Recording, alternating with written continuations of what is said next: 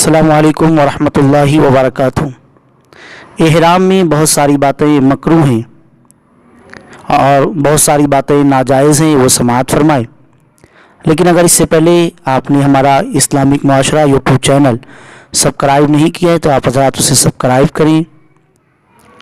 احرام میں یہ باتیں مکروہ ہیں: جسم کا میل چھڑانا، جان بوجھ کر خوشبو سونگھنا، سر یا داڑھی کے بالوں میں کنگھی کرنا، اس طرح بال کھجانا کے ٹوٹنے کا اندیشہ ہو، ہاتھ پوچھنے کے لیے خوشبودار ٹیشو پیپر استعمال کرنا، منہ کا کوئی بھی حصہ کپڑے سے چھپانا، اگر نزلہ ہو جائے تو بھی رومال سے ناک نہ پوچھیں، بغیر خوشبو کے صابن سے بال یا جسم دھونا۔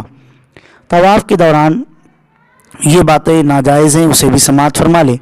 حجر اسود کے مقابل آئے بغیر ہاتھ اٹھانا، استعلام کے بعد دائیں مڑے بغیر طواف شروع کرنا، حجر اسود تک پہنچنے کی کوشش میں کسی کو دھکا دینا، فضول گفتگو یا دنیاوی باتیں یا موبائل فون پر بات کرنا، طواف کے دوران خانہ کعبہ کی طرف دیکھنا، دوران طواف کسی جگہ دعا کے لیے ٹھہرنا، پیشاب پاخانے کے تقاضے کے وقت طواف کرنا، بلا عذر نماز طواف ادا کیے بغیر اگلا طواف شروع کرنا، اگر نماز کا مقروء وقت ہو تو اگلا طواف کرنا جائز ہے۔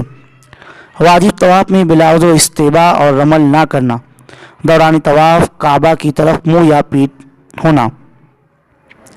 ایک احتیاط بھی سماعت فرمائے: احرام کے علاوہ بھی ناف سے لے کر گھٹنوں کے نیچے تک کا جسم چھپانا فرض اور اس کا دیکھنا حرام ہے۔ مرد احتیاط کرے کہ ان کا تہبند ناف سے نیچے نہ ہونے پائے۔ مکہ مکرمہ میں قیام کے دوران جب چاہیں تنعیم نامی جگہ واقع مسجد عائشہ چلے جائیں اور وہاں 2 نفل پڑھ کر عمرہ کی نیت کر کے مسجد حرام آ جائیں۔